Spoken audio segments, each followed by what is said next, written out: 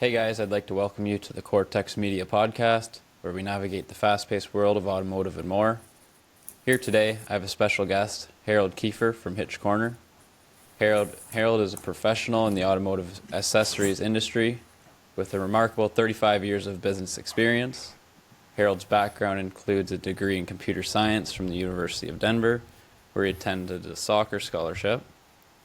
He is a key figure in his company, renowned for his extensive knowledge of towing and vehicle accessories. His expertise spans nearly 5 decades of wiring, installs, hitches, airbags, and more, allowing him to solve complex problems efficiently and creatively. He is the go-to guy for any vehicle needing towing accessories. It's great to have you on, Harold. Thanks for having me. Yeah, no worries. So we're going to start things off by talking about your background. So you went to school for computer science. How did your path turn into the automotive accessory industry? Yeah, so well, it just kind of predates. My dad was in the hitch business from like the late '60s to 1980. Okay. You're too young to understand or know, but in Yeah. 1980 there was a huge oil embargo and nobody was traveling, towing, nothing. So he crashed and burned. He went to U-Haul, became their main hitch mechanic, and then in 1990 he decided he wanted to start up the Hitch Corner. Mhm. And I was just graduating from college, so I was working with Lucent Technologies at the time. We were a third party hire. We were doing all the software for their telephony equipment with the community colleges of Colorado. And then in about 94, their stock fell through the floor and they went back to the state and said they needed out of this contract because they were on the hook for another 10 million. And the state said, Wow. just vacate the building and you're good. And so we crashed and burned on site, and I was now full time at the Hitch Corner. So I had something always to Awesome. fall back, and that's it was something I always knew because I'd worked with my dad forever, and then we just started taking it to higher. Went just made it bigger at that point. So That's awesome. Was he kind of your biggest role model in your I'm not sure if he's my biggest role entrepreneurial model, but journey? definitely from the perspective of he had a his whole thing was if you could work for yourself, you always would. It's he would rather Definitely. answer to himself as opposed to somebody else. So he instilled that in me for sure. Um, his work ethic was solid. So yeah, I mean together we worked well. So So you guys had a good partnership together, and yeah, see absolutely. Yeah. I what bought him out about 12 years ago, and then he passed about 4 years ago. So um when did he start Hitch Corner? Sorry, what year was that again? that was 1990. 1990. So he So this owned is our it. 35th year of business. So That's amazing. And he started something up prior too. So he's been in the hitch industry forever. It's a yeah, family business. absolutely. So you're telling me that you had a younger boy that's playing lacrosse. Is he in the market to take over your I don't your hitch think I don't corner think I've sometime? I don't think either. I've got two boys. I have a sophomore that's playing lacrosse at Duke, and then I have a junior here in high school who just committed to play in Hofstra, which is in Long Island, and maybe my youngest, but I don't think either of them have expectations to want to come and work at the Hitch Corner. So, Well, that's amazing that they're doing sports. Lacrosse is. I know lacrosse is big in Canada. Is it just as big in the States? well, it is, but it's always been big back east. Here Yeah. in Colorado, growing up, it really wasn't that big. Like I never experienced it. Yeah. And so I tried to get my boys into soccer. They did that for a little bit, but they both took off with lacrosse, and it's been a great sport for both of them. So it's been That's good. But awesome. yeah, it's becoming huge. It's not the national sport like you guys, Yeah. but it's big. So No, that's awesome. That's good to hear that it's that because you don't even in here in Canada we don't hear much about lacrosse. But I'm gonna get back on track and start talking sure, more about your company okay. and you. What are some of the key lessons that you've learned throughout your career that you would pass on to someone entering the industry? Well, it's one you have to stick with it. Find your goals, set your goals, and stay with it. And then more specifically, you've got to be customer oriented. If you've got to solve their problems. Mm-hmm. And our kind of the way we've always been is to educate. So if you come in and you want to start to tow and you've never towed before, we try to educate you on that. And even if you towed before, we make sure that you understand what you're getting into. Maybe you just kind of thought you could do X, Y, Z, and once we look at the vehicle and the trailer and we kind of say we might need to add a few things. So I think it's just being fair to the customer, getting what they need, and always making the experience as comfortable and safe. Because if they have a bad experience towing, they'll never do it again. So Yes, we try to make exactly. sure that's And for us, it's always trying to add everything. So being the one-stop shop. So we can do the hitch, we can do the wiring. Oh, you need a bike rack, we can do a bike rack. Or a weight distribution system, or the RV accessories. So we just try to make it so you come to us, we can get you everything out, and you're not trying to bounce around at different places and hear different That's people say perfect. different things. That's great. That makes it a lot easier for the consumer, especially because there's not much information on towing to begin with. Like, you'd be like, oh, I need a trailer hitch, I need a trailer, but you need a certain weighted trailer, you need a certain ball to fit that trailer. If you're like pulling a gooseneck or a fifth wheel, there's tons of information on that. So Absolutely, you're absolutely correct. just to spread a little bit of knowledge to the listeners, what's like the basic knowledge you need if people wanted to get into towing trailers and just a little bit of Sure. basic knowledge. Yeah, the first one is honestly just to open up the owner's manual of your car. First of all, make sure you can. There's actually a few cars out there that can't tow, especially some of the electric ones, that kind of stuff. But more importantly, is finding out what it can tow, meaning how much weight. We have a lot of people that, they have a car, they don't really pay attention, then they go buy a trailer, and they don't realize that they can't go together. It's just too big. Yeah, So it's just it's knowing, again, either educating yourself or asking, but finding out what that vehicle can tow. And then determining what do you actually need. Do you need this big camper? Do you just need a small trailer just for two of you or whatever? But you want to be within your needs without forcing you to buy a whole new vehicle to tow what you want, unless you can afford that. But definitely. That's a great answer. Do you guys do like because I know here in Canada, camping got huge since COVID's passed. Everyone owns a trailer or yeah, owns I don't even know what you call it for your car when you basically put the rooftop tent on your rooftop tents. Yeah, vehicle. Do you guys install those as well and stock absolutely. those? Yeah. Yep. Is We that don't do a some ton of them. There's just so many. I mean, there's so many on the market. It's tough, and internet's a little bit Definitely, bigger with that one, just because people can buy so many different ones. But to get it definitely. done properly, a lot of people will come to us and get them. But it's made camping a lot better. You're not on the ground. You're off the ground, and And you're it's not it's a much spending more it's much more comfortable. definitely you're not spending thousands of dollars on a trailer as well. You're keeping it simple, and You're absolutely it just correct. makes it easy. Have you been seeing those expand in the past couple of years, or are people still focusing more on trailers and No, I think you're saying what I would, what we classify as the overland area is become huge.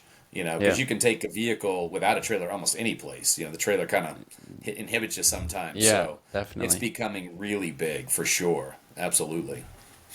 That's awesome. I actually want to get one for one of my cars, one of my Volkswagens, but that's later down the line. There you go. So, So, you're a key figure at Hitch Corner with your extensive knowledge and towing vehicle accessories. Can you share a little bit more about your role and how it fits into the bigger picture? yeah, for Kind of what me, a now I'm not. I have a really good group at work now. I have a great manager. I've got two great installers. So really, my role has changed to continue to try and keep people coming through the door. So I'm doing a lot of Mhm. networking. If we have a trade show, I am the one that's going to run that trade show so we can keep the guys working. But really, my role is to get the people through the door. I'm still, my other main thing is I definitely handle the inventory, so I make sure the orders are taken care of correctly and that we're getting everything in. But from the day to day, that's I have a great group at the shop and how they're doing that, and I don't have to get my hands dirty as much anymore. So that's good news. So. That's awesome to hear. How big of a team do you guys have at the shop? So I have a manager and two installers. We'll generally have a third installer we'll bring on here in a month or so. And then I have kind of an IT guy because we have our own proprietary admin system and POS system so that it's easy to get all the correct parts, know exactly what's going to be entailed on the install. That's So great. there's really just a group, if you include me, just a group of five of us. So That's awesome. Make it easy for the technicians, make it easy for you, and make it easy for the customer. I love exactly that. correct. What major shifts are you seeing in the industry right now? One, you already hit on it. The overlanding is becoming huge. I mean, that's one that it kind of surprised me just how big it got, but COVID changed that game. Yes. Um, the other one is, you don't see, at least right now, and I think it's because it all trickles down from the top. we're not seeing as many truck sales, so you're not really seeing as many fifth wheel sales. Yep. People are going more to like the medium duties or the the bigger bumper pulls. Mm-hmm. I'm not sure if that's going to change. Obviously, everything's kind of in flux right now with all the tariffs and who Yeah. knows what's going to happen Yeah. there. But with interest rates high, gas depends on where you are. It kind of it's really affecting towing.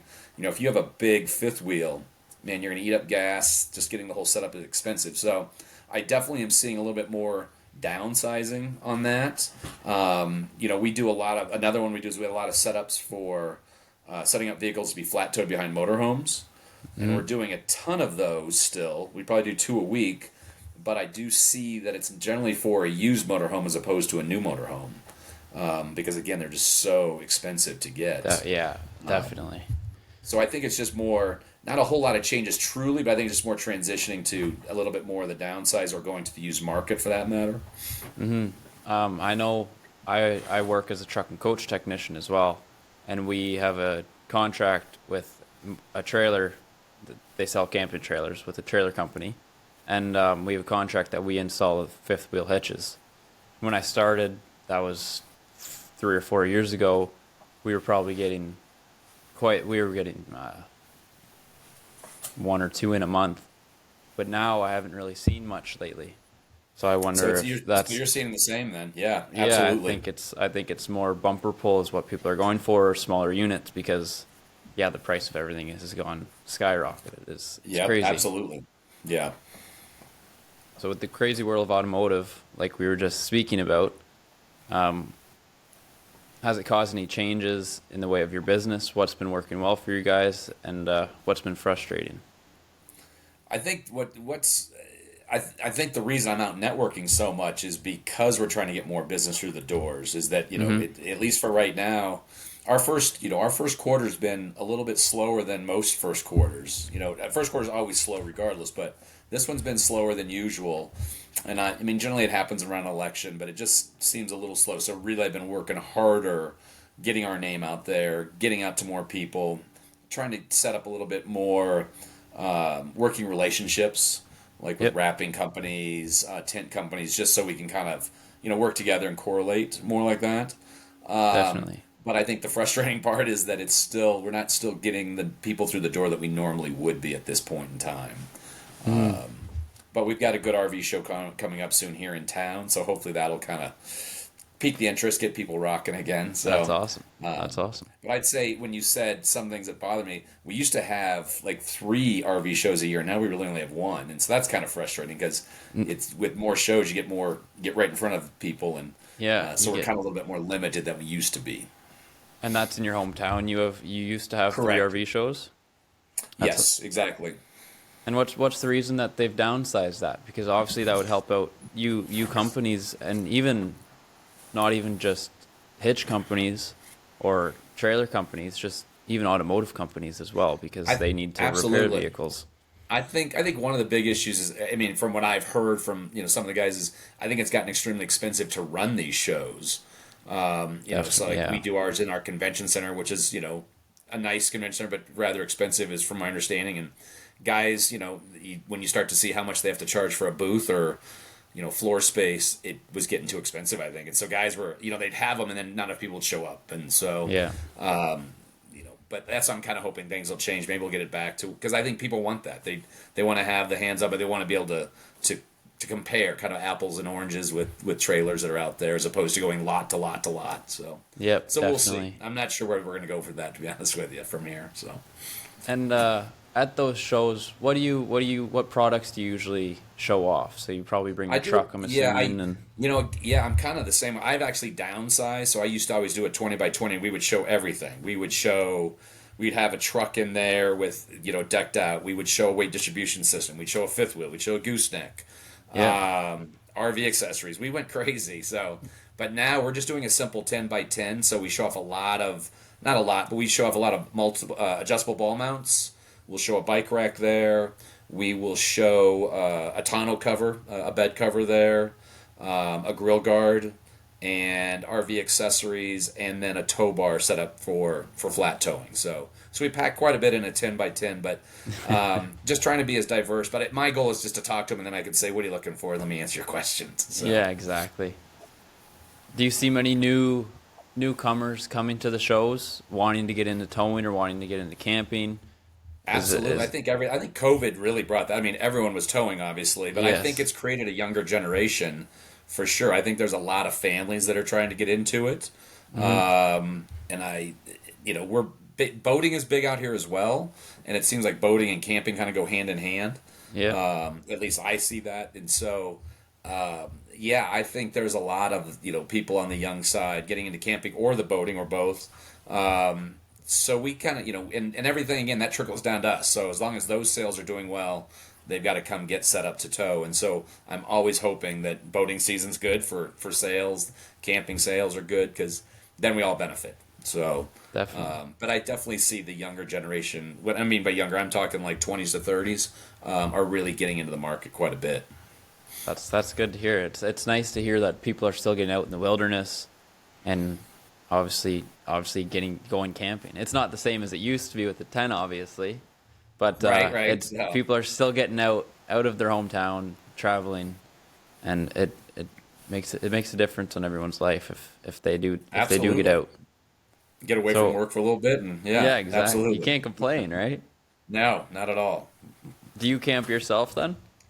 I don't. It's so funny because it's, our busy time is the summer. So, Yeah, fair I mean, enough. back in the day, way back in the day we did, but the last 25 years I haven't gone out in the summer at all for You're camping. So too busy focusing on the company, selling that people camping. or I'm traveling with my boys for lacrosse. So yeah, so Fair enough. Yeah. Over the past 35 years, how have you seen the automotive accessory industry evolve, and how has your business adapted to these changes? yeah. Well, I mean, like a good example would be, now we're about 20 years ago, but back, 20 years ago, very few vehicles came with hitches. So we Hmm. could, if you bought a vehicle, we could help you. Nowadays, so many vehicles come with trailer hitches, so we had to adapt and get more on the accessory side. So we really moved into bike racks, cargo carriers, big with brake controls, because there's still a lot of vehicles that come with hitch but don't have a brake control. Some Yep. do, but so we try to get on that side. And then the extras. So, you're carrying a very heavy trailer. Let's do a weight distribution system. Or a lot of trucks, don't have fifth wheels or goosenecks. But as you maybe experienced, there's a lot more of these factory vehicles that have what they call a puck system, which is the bed's already set up. So Yeah. we had to make sure we had those all covered. So we make sure that we always have every hitch for every puck system in stock. But then we also, that's when we started to push into the truck accessory side. So it's like, okay, we can't get them on the hitch side. Where else can we get them? Let's add extra, let's add a bed cover. Let's do that. And so again, it's like if you get a vehicle, I tell everyone, if you have a vehicle, we can help you one way or the other. And I think that helps them get through the doors as well to say, oh, cool. Okay, Harold, you can get me floor mats. And then, while we're here, then we can Let's kind do of take them this. on the journey of getting more. So, Yeah, no, that's awesome. How has the electric vehicle space kind of changed things for you? Has it slowed down the business a little bit? Or do you think no, electric vehicles will get into the towing as well? I'm not sure about on the tow. I mean, there are definitely some that are towing. Big for us is, I mean, when we generally set up an electric vehicle, it will be just a hitch for a bike rack. Yeah. I mean, that's generally what we see. Now, there's a few that are out there towing. Hybrids are obviously still solid enough to tow, but a true EV, most owners' manuals are going to say you can't tow. And I don't know if that's just being litigious or they actually have proven that it can't handle it. But I think if it continued through all EVs, I think it obviously would affect towing. Definitely. That deal. But I'm not sure if it's going to go that route just because there's going to be the big trailers. So I think if anything, you're going to see more hybrids than truly the EV market trying to take it over. Yeah, I can see that as well. And I think if you did try to tow with an EV, it would really drain your battery. And what's the point of camping? You're traveling far to get somewhere to obviously stay for a while. There's going to be no charger out in the woods where you're camping, or Yeah, and I you don't definitely know. don't want to be stuck out in the middle of nowhere. No, That's for no, that sure. that wouldn't So. be any good. That wouldn't be any good. Where do you want to be in the next 6 to 12 months from now? And how do you see the industry evolving in the next few years? Yeah, I think kind of like we were talking about before. I think the downsizing will probably continue. Hmm. Um, just meaning not so many of the really big fifth wheels and motorhomes. Definitely. For us, we're giving serious thought to trying to put more hitch corners maybe throughout the U.S. Yep. So we're trying to, we think we have a good business model, and I have some really good relationships with our manufacturers and distributors that I think we might be able to do that. So we're giving serious thought to that in the next 6 to 12 That's months. amazing. That would be awesome. But my hope is that everyone continues to, whether it being outdoorsy just for a hitch for a bike rack, but continue camping, continue boating, motorcycling, jet skiing. I think people still want to get out and about, so I don't see the market going down. Worst case would be stagnant, but I think it's going to continue to grow, truly I in the think end. I think so too. And the almost North America right now seems to be on a big health kick if you watch the media, and Absolutely. everyone seems to be on a big health kick, and that starts with the outdoors and just getting back in nature, right? So I think that's going to be a big push as well towards the camping side of things, and I think that's why it's kind of brought the smaller campers, the tents, because people can't afford, but they also just want to get back to the basics instead of a big fancy trailer with a big king size bed inside it and the beer fridge right beside the bed. So Right. I think it's great that that North America is going on a big health kick right now and kind of focusing more on getting back to the basics. I agree, and I think you hit on the hair, Corson, as well. As I think you're going to see a lot more of the overlanders, the guys with the rooftop tents, and just setting it up so they can take even 1 to 2 day quick trips, get back, and not Definitely. take much to get all set up to do it. So If you could solve one major challenge today in your industry, in your company, sorry, what would it be? I think for me, it's probably more selfish. I'm always looking for more fleets, more companies that have fleets of vehicles. I would like to be Yeah. able to find more of those so they're coming through my door every day. So that's what I would love to see. Beyond that is, my hope is that we can keep gas low, keep the interest Hmm. rates low, because truly, for all of us to really do well, is we need to have that stuff purchased at the top and everything trickle down to, and everyone gets to win then. So everyone gets to Hmm. play, everyone gets to win. So. Um, and I don't want to get political, but I'm hoping the tariffs don't really kick in because that's going to mess everything up. I Yeah, think. it will. So, I don't want to talk about it. yeah. It's all like So, gets but talked about on the news. We'll let them deal with that. exactly. So, and we can only fix what we get, and if it happens, then we have to adapt. So we'll get all figured out. Yeah, exactly. But But I'm hoping we can kind of keep more status quo and keep our economies all doing well. So we'll definitely, see. definitely. So when you say you wanted to expand into more fleets, you mean talk to more kind of say trailer companies, more companies that are getting into towing, or companies buying new vehicles for towing? And not even so much even on the towing side, but actually more on the truck accessory side. So Um, for us would be, a government agency or guys that have a fleet of vehicles that are sending their guys any place out. So they need a toolbox, they need a headache rack, that kind of okay. stuff. Yeah. But like for instance, on the towing side, would be like, okay, you're a construction company or a roofing company. Do you need a gooseneck? Do you need toolboxes? That kind of stuff. So just getting a group that vehicles are turning over, and the first thing I think of is Hitch Corner. That's always the thing I want to That, say. So that's perfect. I love how you're supporting your company, and you look at you're wearing it right now. That's right, I'm not sure if that's a good thing or bad thing, but yeah. So no, it's perfect. If you could go back to when you started, what advice would you give yourself? I think I really would have jumped on setting up more, working closer with other groups. So, meaning right away, I would have reached out more to guys that were working on, like tent companies, clear bra Hmm. companies, topper companies. If I was smart way back in the day, I would have been aligned with those guys right off the bat. We finally have gotten there, but I was just doing to me, it was just, I need to do this hitch today, and marketing was not a thought. So I think really Yeah. lacking marketing concepts and brand awareness truly back in the day, I would definitely have said, everyone needs to know what the Hitch Corner does, and you need to let everyone get together with guys and work together. So Definitely. you can just do more And together and grow you together, could, so to speak. yeah, exactly.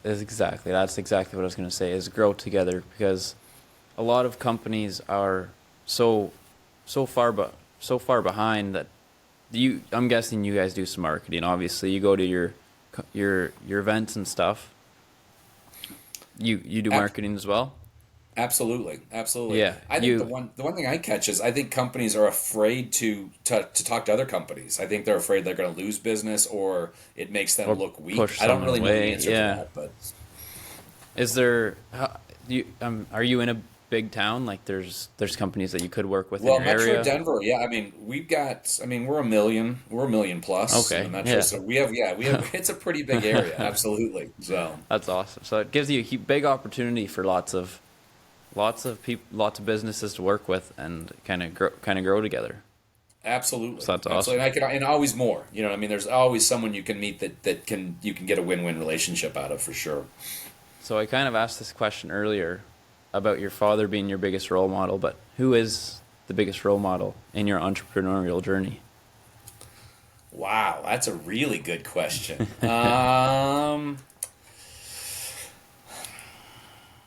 I would probably say there's a gentleman in town. His name's Jerry Shepard. He's been a marketing rep for a ton of brands of Hmm. lines of equipment we've sold, and he's always been there, just kind of making sure that there's something new you want to see. He's like, you should probably pick up this line, or that line maybe not so good. Maybe pick up this better line. But he's always been there, and then he's always been one to show up at shows for me and just showing me that you got to be out there. You got to put yourself out there. You got to talk to everybody. And so yeah, I think that's one that really showed me that you need to work hard. You can't slow down. You got to just keep going and going and going. So I Definitely. think that's No, probably the one I would come up with that'd be the best. that's definitely a huge pusher. Someone that helps your business, even though they're not even part of it. Like Correct. someone that's going to Absolutely. give Right. you a hand and just try to teach you and guide you to Yeah. to the I don't know what word I'm trying to look for, but you know what I'm trying to Well, just get you say. to keep going, right? Keep reaching for what you're trying to get your Yeah, goals. Try to reach your goals, that's probably. what I was So. trying to say. Yes, exactly, exactly. So you said we talked earlier, and you said you have a bunch of relationships with manufacturers and distributors. Is that something that you brought onto the company, or is that something your father brought on? And how does that? Obviously, it helps you get better pricing, Better and pricing, obviously and get then more. getting just being able to have that allegiance with a group where you can call if you have a problem. Let's say, I mean, a great example, we Kurt Manufacturing is probably one of our bigger ones for sure. Yeah. But you bring in a hitch, and there's bound to be one or two times a year you're gonna have an issue with something didn't fit right, Hmm. and you want to have that relationship where it's resolved quickly. And so if we get like a Definitely. crappy hitch for some reason, maybe got jigged wrong, I will have a hitch within 2 business days. It's corrected. Our labor time is covered as well, meaning they apologize for the extra time we had to spend. So having that helps, and then it gives you just a little more insight as to when the new products are coming. So you can kind of maybe be a step ahead to provide something that other people can't provide yet. But Oh, that's pricing is awesome. definitely huge. Yeah, it definitely helps. It helps any business out having good relationships with manufacturers and distributors around. Absolutely. That was a great chat today.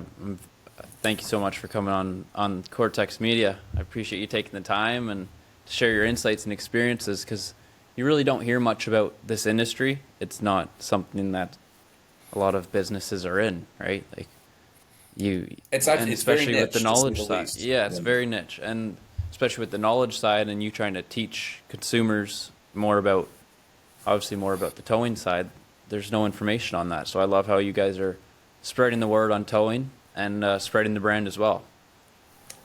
And it's great. I've learned a lot just from talking to you, and I hope the listeners do as well. And I hope you come back, and we'll do another podcast another time soon. Love to, and I appreciate you having me, Corson. And if you Yeah, have anything else for me, yeah, you reach out. Love to help. So. no worries. Awesome. Thanks, Harold.